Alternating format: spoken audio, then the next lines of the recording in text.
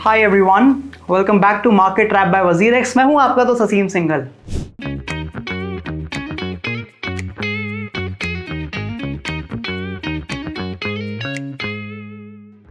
इस हफ्ते crypto market का सबसे बड़ा सरप्राइज पता है क्या था? कि बिटकॉइन का $64,000 के आसपास होल्ड करना। एक तरफ तो बिटकॉइन स्पॉट ETF से हंड्रेड्स ऑफ मिलियंस के आउटफ्लो देखने को मिल रहे हैं, दूसरी तरफ इंस्टीट्यूशंस इथेरियम को अग्रेसिवली एक्यूमुलेट करते आ रहे हैं। बिटमाइन की इथेरियम ट्रेजरी $11 बिलियन क्रॉस कर गई। मॉर्गन स्टैनली ने स्टेक इथेरियम और सोलाना प्रोडक्ट्स लॉन्च कर दिए और क्लैरिटी एक्ट का वोट डिले होने के बावजूद मार्केट ने पैनिक नहीं किया। ये वीक एकदम क्लियरली दिखाता है कि इंस्टीट्यूशंस क्रिप्टो से बाहर नहीं जा रहे, बस कैपिटल को थोड़ा रोटेट कर रहे हैं। तो चलिए इस हफ्ते का पूरा ब्रेकडाउन कर लेते हैं। तो चलिए शुरू करते हैं सीधे मार्केट पल्स से। बिटकॉइन ने पूरे वीक में रफली 61,900 से करीब $64,000-65,000 के रेंज में अंदर ट्रेड किया। मल्टीपल अटेम्प्ट्स के बाद भी $67,000 का रेजिस्टेंस ब्रेक नहीं हुआ, लेकिन बेयर्स भी BTC को मेजर सपोर्ट के नीचे पुश नहीं कर पाए। ETF आउटफ्लोज के बावजूद फेड अनसर्टेनिटी के बाद भी बायर्स डिप पर एक्टिव नजर आए। BTC के लिए अभी भी 62,000 से 63,000 का जो सपोर्ट है बहुत स्ट्रॉन्ग है और 67,000 का एक रेजिस्टेंस बना हुआ है। इथेरियम ने बिटकॉइन के कंपैरिजन फिर से स्ट्रॉन्गर परफॉर्मेंस दिखाई है। इथेरियम इस वीक करीब 1800 से 2000 के बीच में ट्रेड किया है। इंस्टीट्यूशनल एक्यूमुलेशन और स्टेकिंग नैरेटिव्स की वजह से ETH रिलेटिवली स्ट्रेंथ मेंटेन कर पा रहा है। बिटमाइन ने तो अपनी ट्रेजरी को 5 मिलियन से ज्यादा ETH तक एक्सपैंड किया है और ETH प्रोडक्ट्स में इनफ्लोज कंटिन्यू भी रहे हैं। ETH के लिए $1840 का सपोर्ट है और 1975 का एक अच्छा रेजिस्टेंस मिल रहा है। मार्केट ओवरव्यू देख लेते हैं। जो ओवरऑल क्रिप्टो मार्केट कैप रफली 2.25 ट्रिलियन से 2.31 ट्रिलियन पहुंच चुकी है। बिटकॉइन डोमिनेंस एलिवेटेड रहा है, जो इंडिकेट करता है कि फुल स्केल एटलीस्ट जो है ऑल्ट सीजन अभी शुरू नहीं हुआ। फ्यूचर्स मार्केट में वॉलेटिलिटी काफी रही है। एक पॉइंट पे $300 मिलियन से ज्यादा लेवरेज पोजीशन आ गई थी और लिक्विडेट भी हो गई थी, जबकि ETF आउटफ्लोज के सेंटिमेंट को टेम्पररी प्रेशर दिया था। Now let's talk about what traders are watching. तो अब बात करते हैं कि इस हफ्ते ट्रेडर्स क्या देख रहे हैं। मार्केट का सबसे बड़ा फोकस है क्लैरिटी एक्ट और उस जो US रेगुलेटरी फ्रेमवर्क पर है। सेनेट वोट डिले हुआ, लेकिन क्रिप्टो इंडस्ट्री अब भी बिल को नेक्स्ट मेजर कैटलिस्ट के रूप में ही देख रही है। अगर रेगुलेटरी प्रोग्रेस होती है तो मार्केट सेंटिमेंट शार्पली इंप्रूव हो सकता है। दूसरा मेजर थीम इंस्टीट्यूशनल अडॉप्शन है। देखिए, मॉर्गन स्टैनली ने स्टेक्ड इथेरियम और सोलाना प्रोडक्ट्स लॉन्च किए। ब्लैक रॉक, वीजा और मास्टरकार्ड कंसोर्टियम ने भी इथेरियम पर ये सब चीजें करी है। तो अब हम बात करते हैं 3 मूवर्स ऑफ द वीक की। ब्रॉड मार्केट कंसोलिडेशन के बीच कुछ टोकन्स ने इस हफ्ते अपनी अलग ही स्टोरी लिख दी। लेट्स टॉक अबाउट जो मेरे हिसाब से इस हफ्ते के 3 मेजर मूवर्स थे। तो एज यूजुअल मैं शुरुआत करने वाला हूं फ्यूचर्स से। एंड इस हफ्ते का मेरा जो चार्ट ऑफ द वीक या फिर जो हम कहते हैं top 3 movers of the week है, वो था माइक्रोसॉफ्ट INR। तो यहाँ पर मैं आपको माइक्रोसॉफ्ट INR का चार्ट दिखा रहा हूँ on an hourly time frame. अब आप इस चार्ट को देखेंगे तो आप हक्के बक्के रह जाएंगे, बिकॉज ये जो चार्ट है यहाँ पर मैं आपको दिखा रहा हूँ करीब 25 या 23 जुलाई से, अगर हम माने तो 23 जुलाई को प्राइस था करीब 35,800 के आसपास का, और आज इसका प्राइस 46,800 के आसपास का, मतलब करीब 10,000 रुपए की मूवमेंट आई है केवल और केवल 10 से 12 दिनों में। So this is definitely one of our movers of the week. But उससे भी अच्छी बात मुझे क्या लग रही है कि इसकी मूवमेंट आई कैसे, हम वो देखते हैं। तो मैं थोड़ा सा उसको चार्ट बड़ा करता हूँ। अब आप नोटिस करिए, ड्यूरिंग दिस मूवमेंट, जैसे हम कहते हैं कि एक बड़ा अच्छा मूवमेंट माना जाता है जब जो स्टॉक है, जब जो भी कोई आपका टोकन है, वो एक अप एंड डाउन मूवमेंट जा रहा है, जिसको हम एक स्टेयरकेस पैटर्न बोलते हैं। एग्जैक्टली वैसा हुआ है। अगर आप यहाँ से देखें, मार्केट ऊपर जा रहा है, फिर नीचे आ रहा है, ऊपर नीचे, मतलब एक कंसिस्टेंट, जिसको बोलते हैं कंसिस्टेंट अप एंड। ऐसा नहीं कि केवल 1-2 दिन में मूवमेंट आ गई, मतलब जो सस्टेन नहीं कर पा रही है, प्रॉपर मूवमेंट आई है, which is a very very good sign. जो माइक्रोसॉफ्ट INR ने बार बार अपने नए हाइज बनाते चले आ रहा है, और आप देख सकते हैं it is a very very beautiful movement, और अभी भी लग रहा है कि और ऊपर जा सकता है।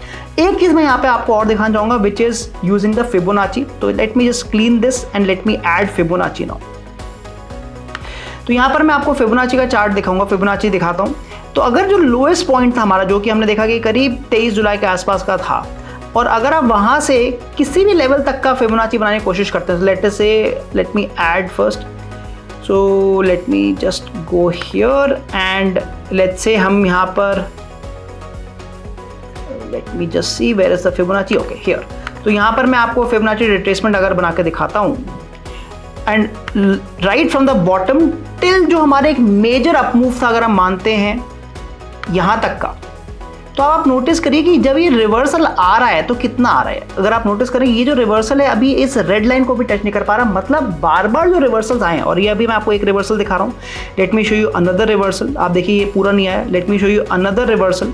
यहाँ पर भी आप देख रहे हैं कि इसको टच नहीं कर पा रहा है। आप किसी भी रिवर्सल को देखिए, केवल इसको अगर हम छोड़ दें, बाकी के जितने भी रिवर्सल हैं उतने स्ट्रॉन्ग पुल बैक नहीं आया है। हमने यहाँ पे 4-5 रिवर्सल देखे जो स्ट्रॉन्ग, जिसको हम कहते हैं कि कम से कम 23% का रिवर्सल आना चाहिए, वो भी नहीं आ रहा है। मतलब माइक्रोसॉफ्ट एक बहुत स्ट्रॉन्ग अपट्रेंड में चल रहा है जो दिख भी रहा है। बट अब हम इसको कैसे ट्रेड कर सकते हैं उसको देखते हैं। देखिए हम ऑलरेडी देख चुके हैं कि 1 बार, 2 बार, 3 बार और 4 बार जो पुल बैक आए हैं, those have not been very strong pull back. छोटे छोटे पुल बैक थे, 23% के भी पुल बैक नहीं थे जो कि हमें फिबोनाची में दिखा। ऐसे में काफ़ी बार क्या होता है कि एक थोड़ा सा पुल बैक आता है बिकॉज लोग प्रॉफिट बुकिंग करते हैं, और नेक्स्ट जो एंट्री होती है वो मेरी 23% पे आ सकती है। That means what I can wait for is कि अब अगर नेक्स्ट मूवमेंट आती है, मान लीजिए यहाँ से अगर ये नीचे गिरता है, so I will wait for, let me just show you what I can do is I can wait for the Fibonacci कि वो टच हो जाए। दैट मीन्स अगर यहाँ से ही नीचे गिरता है, वंस इट रीचेस इस 45,000 का लेवल, और ये एक राउंड नंबर भी आप देख रहे हैं, that can be a very good entry point, because एक अच्छी मूवमेंट के बाद एक रिवर्सल या पुल बैक आ सकता है एट दिस लेवल, और फिर ये वापस ऊपर की अपनी कहानी लिख सकता है।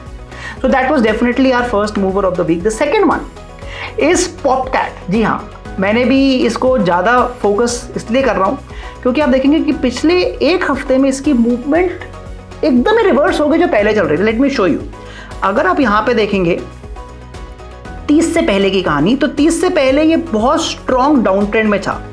आप यहां से अगर देखें, so it was going down very very aggressively, अपने करीब 4.5 रुपए के लेवल से ही गिरता चले आ रहा था and very very strong downfall आया था। बट यहां पर इसको आके एक स्ट्रॉन्ग सपोर्ट मिला है।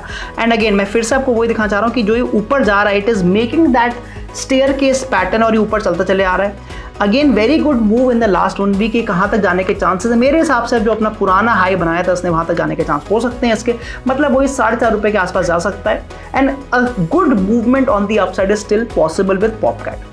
द थर्ड एग्जाम्पल जो मैं लेने वाला हूँ वो हमारा एज यूजुअल बिटकॉइन है। सो यहाँ पर मैं आपको बिटकॉइन दिखाना चाह रहा हूँ, और यहाँ पर मैंने पिछले हफ्ते का जो मैंने आपको सपोर्ट और रेजिस्टेंस दिखाया था मैंने वो भी बनाया हुआ। So let me just show you that.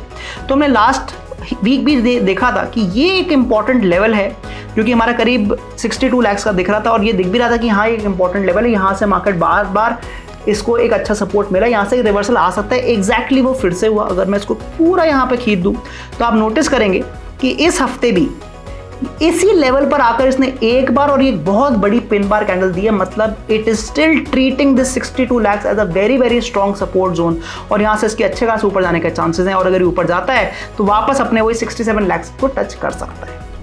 तो ये तो थे हमारे 3 movers of the week. Now I want to talk about the chart of the week, और मेरा आज का जो पहला चार्ट है जो मैं आपको स्पॉट या फिर let's talk about the futures, तो मैं आपको फ्यूचर्स दिखाना चाहता हूँ, दैट इज पार्टी। तो यहाँ पर मैं आपको पार्टी आईएनआर का चार्ट दिखा रहा हूँ on an hourly time frame. अब आपको ये क्यों दिखा रहा हूँ उसका रीजन दिखाता हूँ।